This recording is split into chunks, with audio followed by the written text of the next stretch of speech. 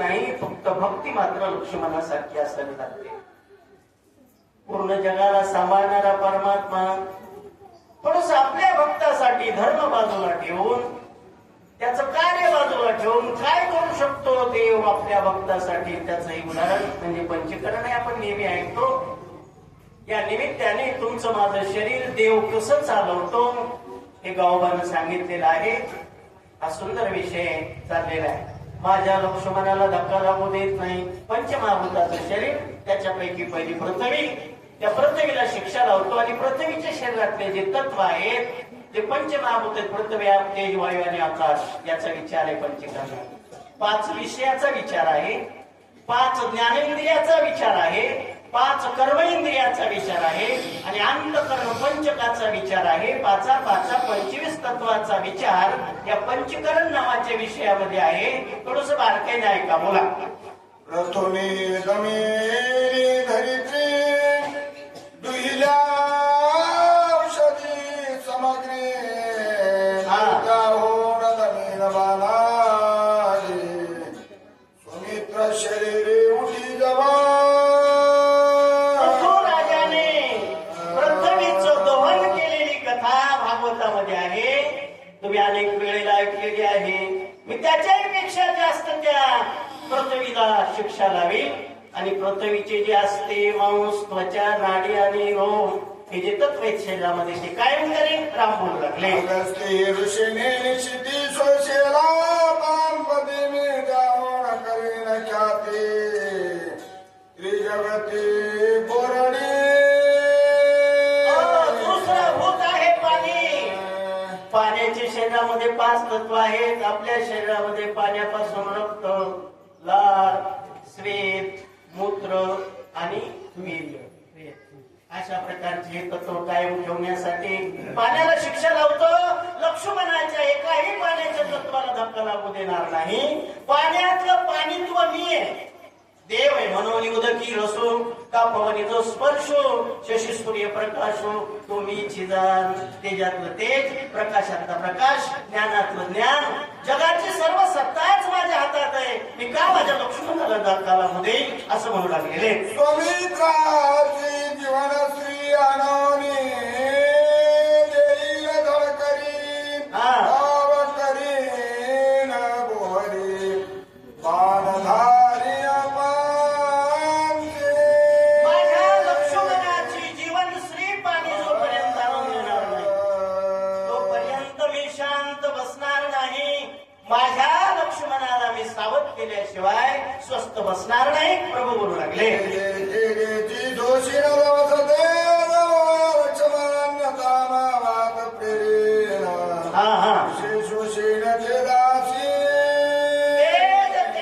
शिक्षा लावतो. लक्ष्मणाच्या शरीरामध्ये जे तेजाचे तत्व आहे, तेजामुळे आपल्या शरीरामध्ये आळस निर्माण होतो, भूक लागते, आपल्याला तहान लागते, निद्रा म्हणजे झोप येते आणि शरीरावरचं तेज, हे 5 तत्व तेजाचे ते शरीरात कार्यरत असले पाहिजे. शरीर चालण्यासाठी त्या 25 तत्वाचा विचार मांडलेला आहे. ते 25ही तत्व कार्यरत असले पाहिजे. म्हणून या कार्यरत तत्वाला ठेवण्यासाठी त्या तत्वाचे जे पंचमहाभूत आहेत त्यांना शिक्षा लावतो म्हणून लागले. महाशून्य भरणीर प्राचीन सकाळ प्रबंधन लक्ष्मणाचा निज प्राण स्वयापण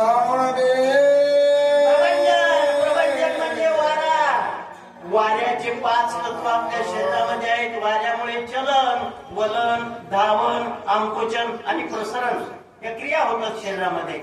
5 प्राण आहेत वाऱ्याच्या शरीरामध्ये. प्राण, अपान, व्यान, उदान आणि समान. 5 उपप्राण आहेत. आणखी विषय बराचसा वेळ नसतो सांगायला.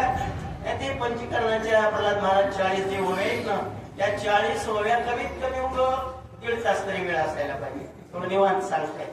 कमीत कमी 1.5 तास तरी वेळ असावा, मग थोडं निवांत सांगता येते. आणि योगायोगाने असं होतंय, शक्तीमध्ये कुठंच वेळ राहत नाही. शेवटचे कारण सगळे येणारे, आम्ही जे उशिरा येतो त्याला गावकरी तरी काय करतील. सगळ्यालाच वाटते मला थोडं सगळी प्राप्त व्हावी, द्यावं लागते गावकऱ्याला, प्रत्येकाला मान सन्मान. वेळ जातोय, वेळ नाही आपल्याकडं. थोडक्या वेळामध्ये बोलायचंय. बोला.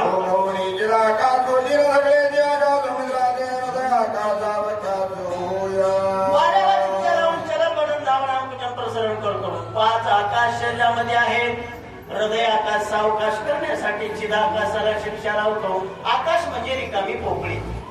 शरीरात 5 ठिकाणी रिकाम्या जागा आहेत. एक कमरेत रिकामी जागा आहे, कटी आकाश म्हणतात. पोटात रिकामी जागा आहे, उदर आकाश म्हणतात. हृदयात हृदय आकाश, इथं कंठ आकाश. डोक्याच्या पोकळीमध्ये शीर्ष आकाश. या रिकाम्या जागा कशाला ठेवल्या? विनाकारण नाही ठेवल्या. कामाच्या आहेत त्या रिकाम्या जागा. कमरेमधली रिकामी जागा आहे, तिथं मल मूत्र साठवलं जाते. पोटातली रिकामी जागा आहे, तिथं अन्न पाणी साठवलं जाते.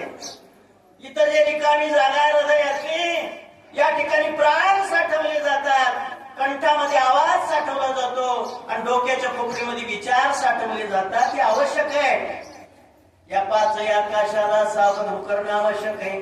त्याच्यासाठी हृदय आकाश सावकाश केलं पाहिजे. शिक्षा लावतो आकाशाला, हृदय आकाश सावकाश करतो. सकळ देऊन वीर जाती नाव शक्ती भरला जाऊ दे लागव करीन ब्रह्मोनी निशांती पोकळी भरण्याची आनंद सुमित्राचे कनविया हाड भारे निघे शब्द. 2 वेळ वाचल्या रमेश महाराजांना.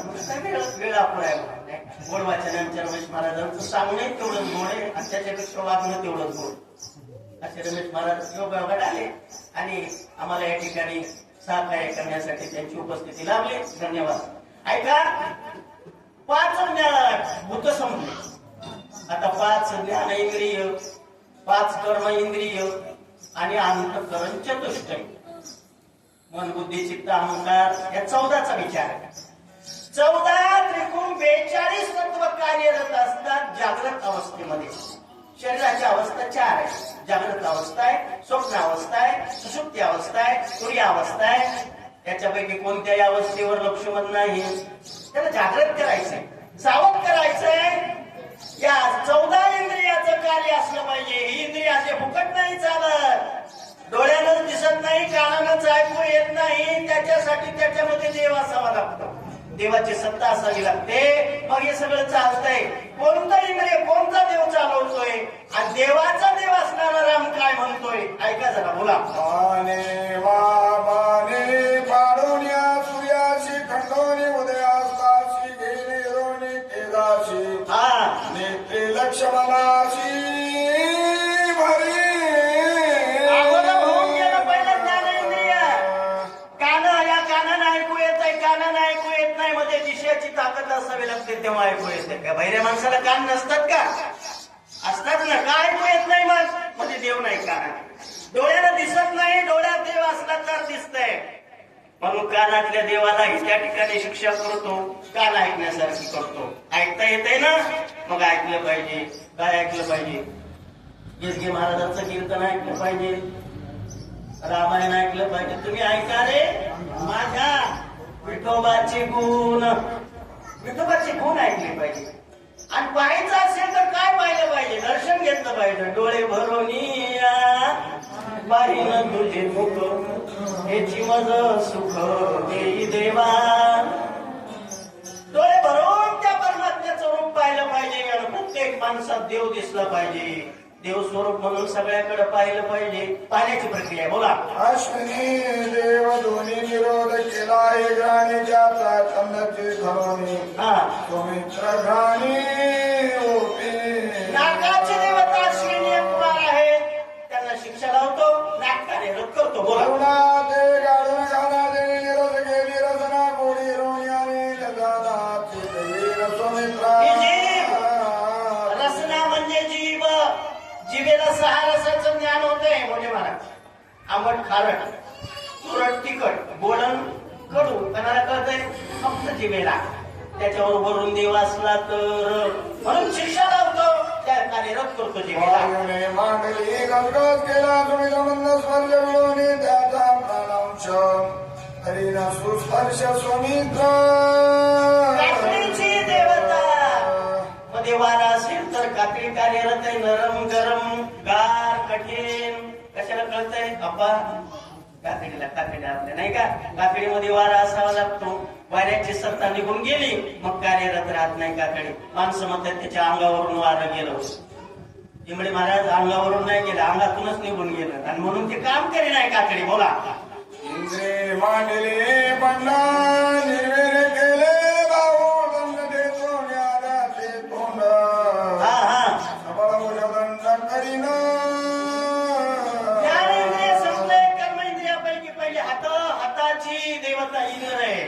बरं का? आणि इंद्रामुळे हात काम करतात, इंद्राला शिक्षा लावतो म्हणून बोला. तरी अधोगतिक शिले गेली गेली जंती जाती लावण्या गाच्या अक्षय निश्चिते सुमित्र करेना बुधवाराची देवता यम आहे, त्याला शिक्षा लावून ती इंद्रिय कार्यरत करतो म्हणतात. ब्रह्मयाने केला निरोध कुंडला रतीदानंद जाता चेतन्या बाला कंडानंद रतींद्रिय जनन इंद्रिय, ज्याच्यामुळे जगाचा जन्म होतो ते इंद्रिय, त्या इंद्रियाचा देव ब्रह्मदेव आहे, त्याला शिक्षा लावतो म्हणून ते इंद्रिय कार्यरत. बोला. भक्ती कुंडली गमनागमन जगती जाती लावण्या ख्याती उर्मिला पती उठविला पायाची देवता वामन आहे, वामन गप्पा बसत नाही, लक्ष्मणाच्या पायातली ताकद केली आहे, शिक्षा लावतो त्याला.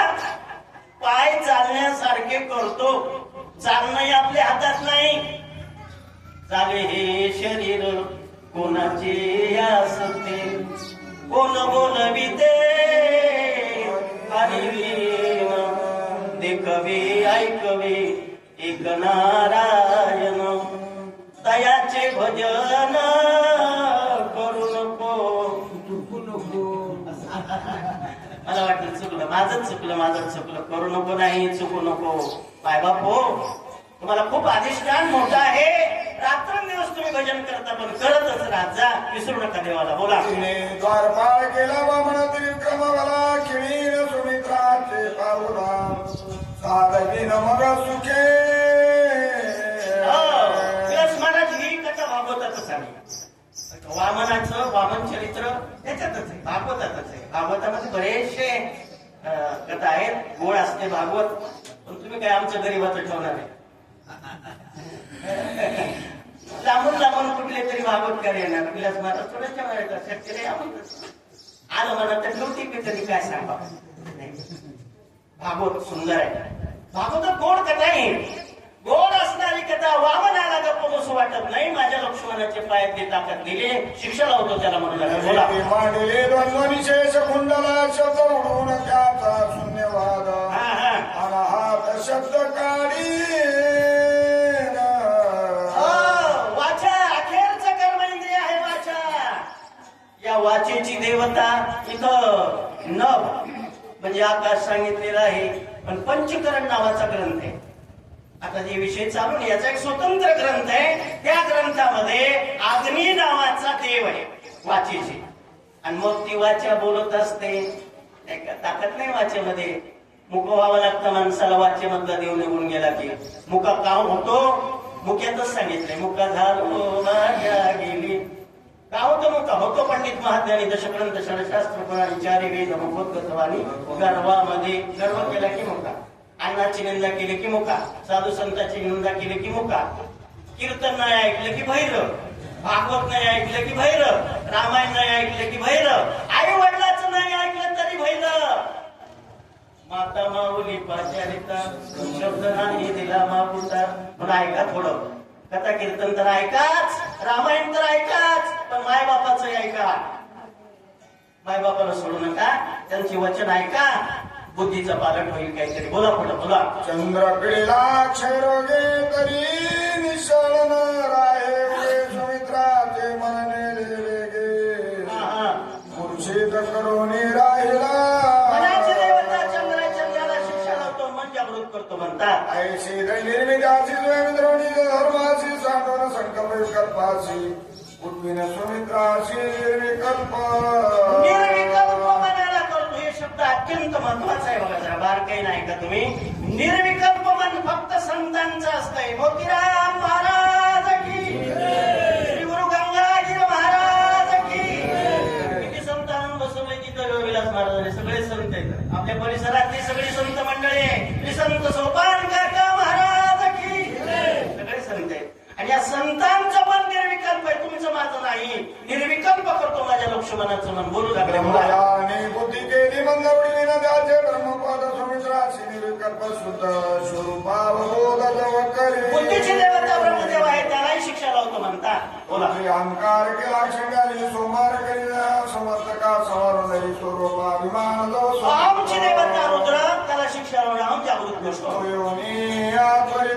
सुमित्रा सावली तरी तो करीन मला चुत्त सर्व देश घडी. एवढी ओळी ऐका, पुढच्या ओळी 2 मिनिटात संपणार आहे.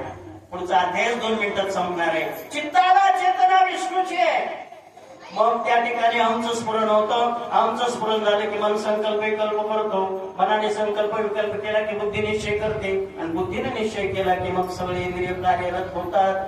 विष्णूला शिक्षा लावतो, चित्ताला चेतना